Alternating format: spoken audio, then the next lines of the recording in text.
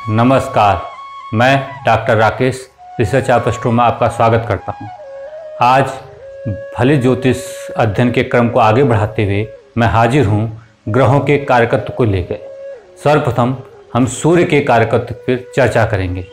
सूर्य को हम आत्मा माना जाता है। यह ठीक है, जो शरीर है, शरीर से पहले हमारे पास आत्मा होती है और यही जो है सूर्य को आत्मा का कारक माना जाता है।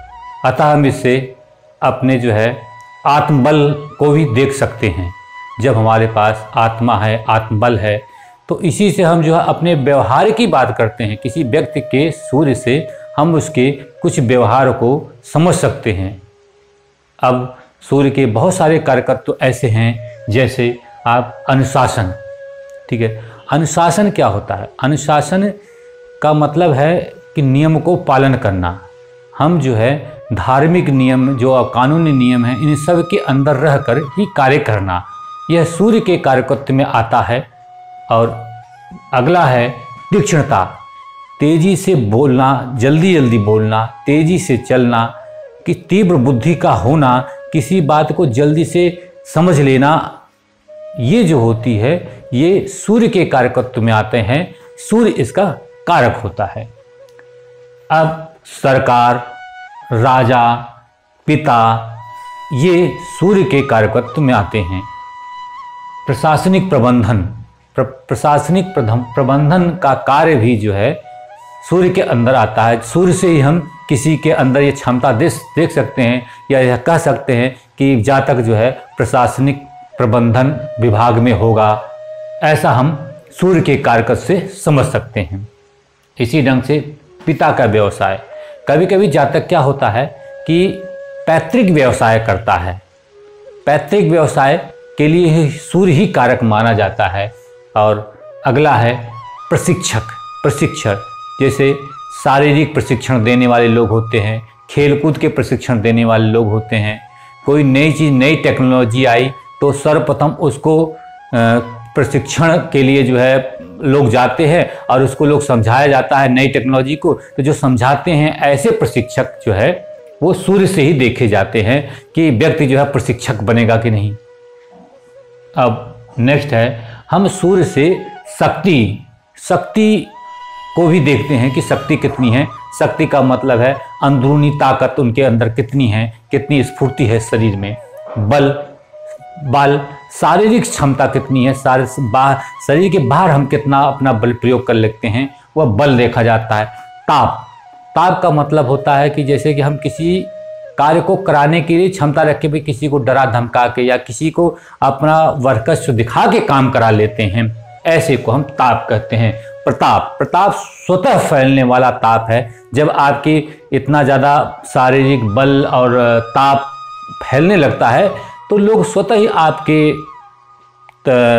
जो है ताकत को मानते हैं और आपके ताकत को सुन के ही भाई चलो वो बहुत ताकतवर हैं या ऐसा है, तो आपके बिना आपके उपस्थिति के वो आपकी बात को मान जाते हैं। तो ये कहलाता है प्रताप, साहस।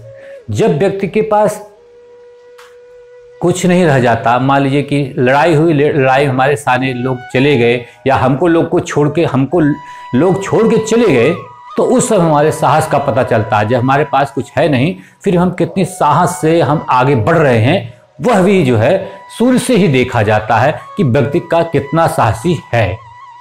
अब उत्साह, किसी बात को लेके बहुत उत्साहित होना, किसी बात को लेके जो है उत्सव मनाना, उत्साहित होना, ठीक है, यह सूर्य के कारक से ही देखा जाता है। जिसका सूर्य बहुत अच्छा है, उच्च है, वो बहुत उत्साहित होता है और उत्साह को हर्षोल्लास से भी मनाता है। और यश, प्रसिद्धि, यश का मतलब है प्रसिद्धि, कितना उसका यश बढ़ा, कितने उसका मान सम्मान बढ़ा, मान सम्मान यश, ठीक है, हम जो है सूर्य से ही देखते हैं। अब जो है नेक्स्ट है हड्डियों का कारक भी जो होता है सूर्य होता है। अगला पेट में कुछ अंग ऐसे हैं जिसे हम सूर्य को देखते हैं, ठीक है, लेकिन पेट का कारक हम यहाँ पे सूर्य ही मानते हैं। हृदय के कारक सूर्य हैं, आँखों के कारक सूर्य है। देखिए, आँख के कारक सूर्य हैं।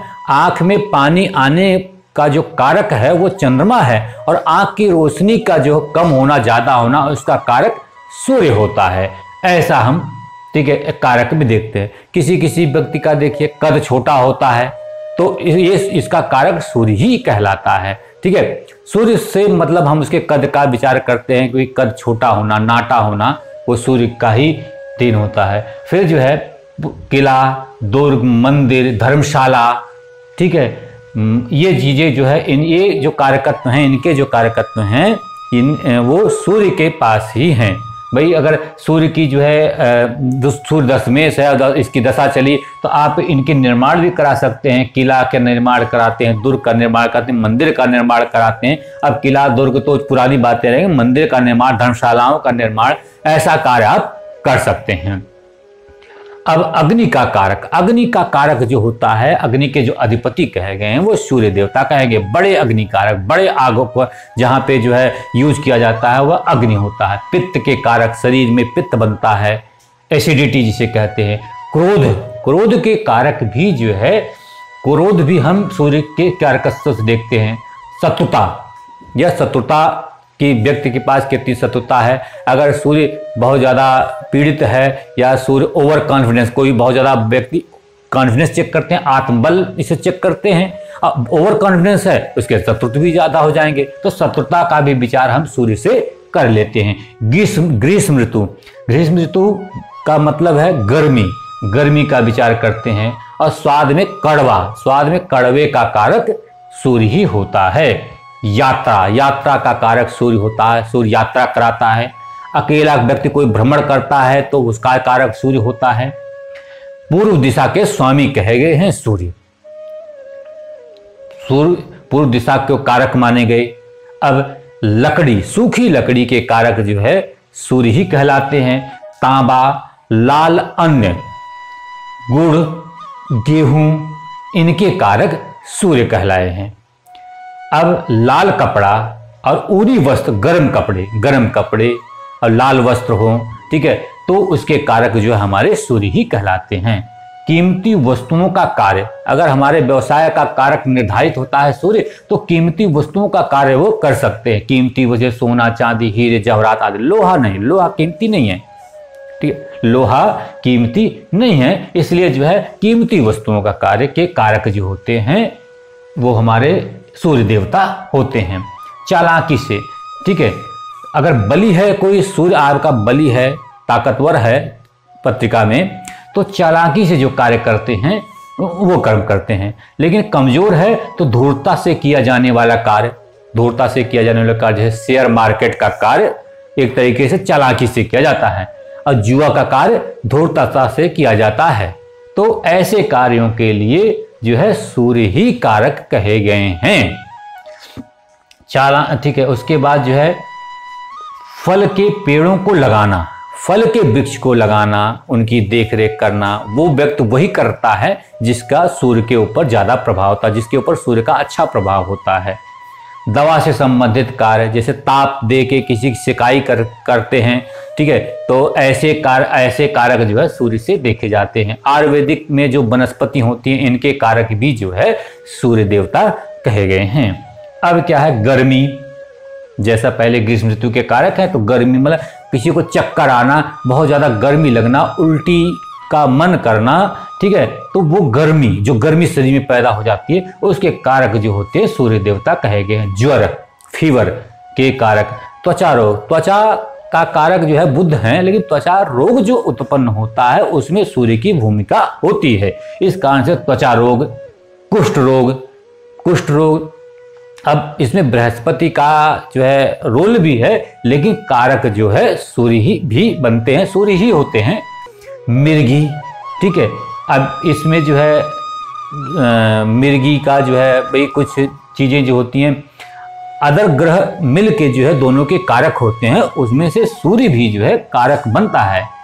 हृदयघात, हार्ट अटैक, हृदय की बात तो आ ही गई, हृदय तो का कारक था ही, उसका अटैक पड़ना, सिर दर्द होना, बिना किसी कारण के सिर दर्द होना सूर्य से देखा जाता है।